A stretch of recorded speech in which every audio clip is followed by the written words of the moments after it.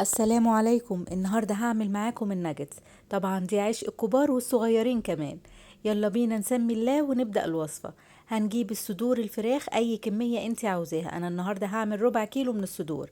هبدأ اقطعها كده شرايح او مكعبات. هضيف لها رغيفين فينو. انا شايلة الوش بتاعه عشان ما يغمقش معانا لون الناجتس. بعد كده هضيف معلقة صغيرة من الثوم المفروم. والبهارات اللي استخدمتها عبارة عن ملح وفلفل اسود وبابريكا وتوم بودرة وبصل بودرة وجنزبيل وبهارات فراخ وربع معلقة صغيرة من السكر بيفرق جدا في طعم الناجتس. بعد كده هنبدأ بقى نطحنها سواء في الكبة او في المفرمة.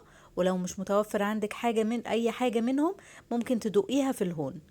بعد كده ضفت لها معلقة كبيرة من الزيت لان الصدور بتاعة الفراخ بتبقى ناشفة عشان تديها طراوة وتبقى طرية لما نسويها. بعد كده هنجيب كيس كده ونحطه في اي حاجة، في صينية او في اي قالب عندك. وهتبدأي تنزلي بالناجتس كده وتبدأي تسويه عشان يبقى كله قطعة واحدة وسوا واحد.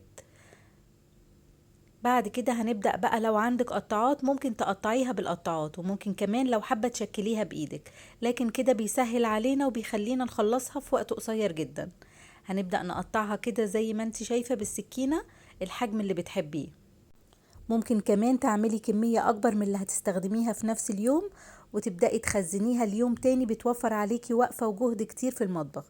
أنا اليوم اللي بعمل فيه ناجتس بعمل كمية مضاعفة، وبشيلها في الفريزر لأي وقت تاني. ببدأ أطلعها وأحمرها.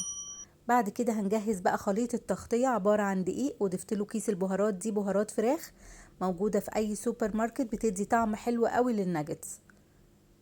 بعد كده هنجهز خليط البيض. هنجيب البيض وهنضيف له ملح وهنضيف له فلفل اسود وهنضيف له معلقتين كبار من الحليب، وهنقلبه كويس جدا لحد الزلال ما يفك خالص مننا. واخر حاجة اللي هو الكريسبي ده بيتباع عند اي عطار.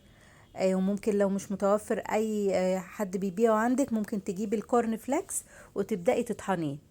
بس الكريسبي ده موفر جدا ورخيص جدا، عايزة اقولك بيتباع عند اي عطار موجود.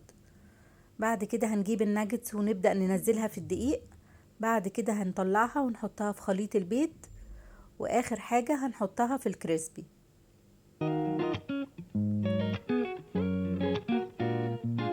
هنخلص كل الكمية بتاعتنا كده بنفس الطريقة. في المرحلة دي بقى لو حابة تخزنيها وتحطيها في اكياس في الفريزر وتبقى متوفرة في اي وقت، تخرجيها وتحمريها. بس اهم حاجة ما تسيبهاش تفك، هتحمريها وهي متلجة. بعد كده هنسخن الزيت بتاعنا كويس جدا. بعد ما يسخن الزيت هنخلي النار على درجة حرارة متوسطة، ونبدأ نحمر الناجتس بتاعتنا لحد ما تاخد اللون الذهبي الحلو اللي انتم شايفينه ده. هنقدمها بقى مع بطاطس محمرة مع كاتشب، وبتبقى حلوة جدا. يا رب الوصفة النهاردة تكون عجبتكم، ولو عجبتكم ياريت ما ننساش اللايك والشير وتعليق حلو وجميل كده زيكم.